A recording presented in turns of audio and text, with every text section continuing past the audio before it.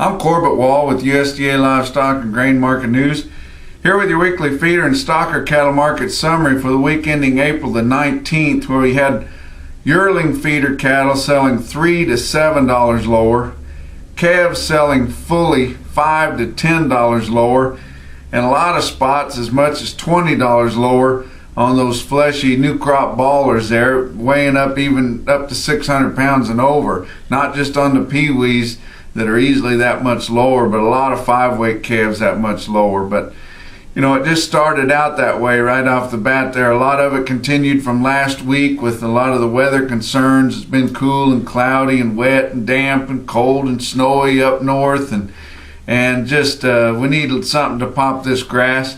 But then Monday it come right out with almost all of your publicly traded commodity markets were sharply lower on Monday. Just kind of global concerns, both economies globally and violence threats globally. And then later in the day on Monday, after the Boston Marathon bombings, just even more gloomy. But it didn't really pick up through the week there. Just sharply lower markets across the board everywhere. And still we see a lot of this mostly due to weather, I have to believe. We don't know that if those spring pops and the sun comes out, everything's going to get better. It's not going to get back to where it was, but it would sure have to be better than what it is right now with these old gloomy weather conditions. Had another big storm come through the Rocky Mountains there and then blasted off up to the northern plains, and a lot of sales had to either postpone or cancel again. Torrington had to cancel again there with blowing snow. But you get up to Billings, Montana, north of the storm there, and they really had a good sale up there. Both Pays and Billings had good sales. And at the Billings Livestock Commission, they had a load of steers weighed 572, bring 175.50. That's off a good price here after we've seen 2 weeks of real sharp down markets, and selling cow-calf pairs, younger ones up to 18 and a quarter a pair, and that's pretty good price right there. But we did start to see some support later in the week in your Thursday sales and early in your Friday sales coming in there. Just not sure why. The board was maybe a little better middle of the week there, but then fell again. But maybe just tired of buying them that much cheaper. Maybe the weather had moved on out, and some of those Nebraska and northern Kansas feedlots decided they might try to get in and buy some of those cheaper cattle. But some support was noted later in the week. But that was before Friday's cattle on feed report, and it was a grizzly bear. It's as much as you can see stacked against feeder cattle. Now this cattle on feed report, and it'll probably end up being the one that people will pay attention to. But all three of your categories were bearish for the feeder cattle market. Your actual cattle on feed numbers as of April the 1st come out at 95%. The average guess was just under 94, so they missed that. Your marketings of fed cattle going out the back actually come in at 92.3. The actual guess was 93.5. Our slaughter rates have been real slow for the past 6-8 weeks. But their big number, which seems like it always is on cattle on feed, is your placements. Analysts have been trying to dial that down and dial it down to get closer to it. And then this time it come out at 106 of last year, 106% of the same report last year, same numbers, and the average guess was 99. And that's a blow. And you just wonder, as light as cattle numbers are, how could the placement numbers be that heavy? But then you think, where else could the cattle go?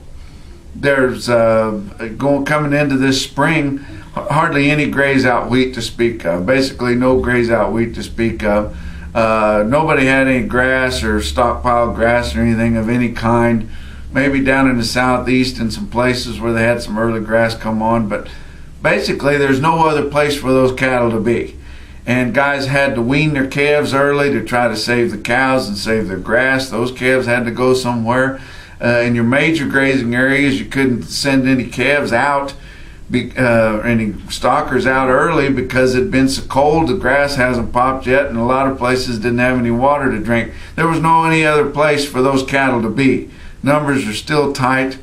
Yes, maybe they did have a lot of cattle move into the feedlots during the month of March. What's pretty scary is our April nationwide auction receipts have been surprisingly heavier than what we would assume that they would be.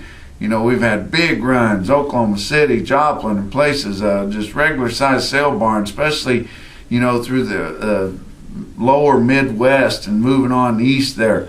Missouri's had huge numbers, and just cattle coming out of the woodwork, and plain cattle, and just people just getting rid of cattle of any kind. And those heavy numbers have also hurt the market, but that's a little scary on what the placements could be next month. But if we try to outguess those placements, that's a losing battle right there. But a lot of big rains across the country this week. Big rains in northern Kansas, big rains in eastern Nebraska, all over the state of Missouri, Iowa, moving on out there the eastern corn belt where they got so dry, and they're not normally dry, but had such a poor corn crop last year out in Illinois, Indiana, places like that. Just huge flooding rains out there. But we have to have those. And people are starting to get nervous because they haven't got hardly any corn planted, maybe 2% corn planted. It's not that late yet. We're just right here in the middle, moving the latter part of April. We still got the whole month of May, and with the kind of machinery they run today, in a couple of weeks you can put a whole lot of corn in the ground, and shouldn't really be an issue. A lot of people are worried people are going to drop corn and move on to beans because it's getting late, but it's not that late. We've just gotten accustomed to planting everything so early. Fats here late Friday, starting to sell a few there at 126. Really didn't do much fat trade prior to the cattle on feed report, and there's going to be pressure on that, and probably a lot of resistance to trade also. Regional weighted averages this week in the north central states, 8 to 900 pound steer cost you 127.26 compared to 131.47 last week and 145.25 a year ago. Down in the south central states, 7 to 800 pound steer cost you 132.51 compared to 137.72 last week and 150.55 a year ago. Down in the southeastern United States, a lightweight steer calf weighing 400 to 500 pounds cost you 152.08 compared to 158.92, and a year ago this week 183.70. That wraps up your feeder market summary for this week. Check out our website for more market information at marketnews.usda.gov. And from the Regional Market News Office in St. Joel, Missouri, we'll talk to you next week.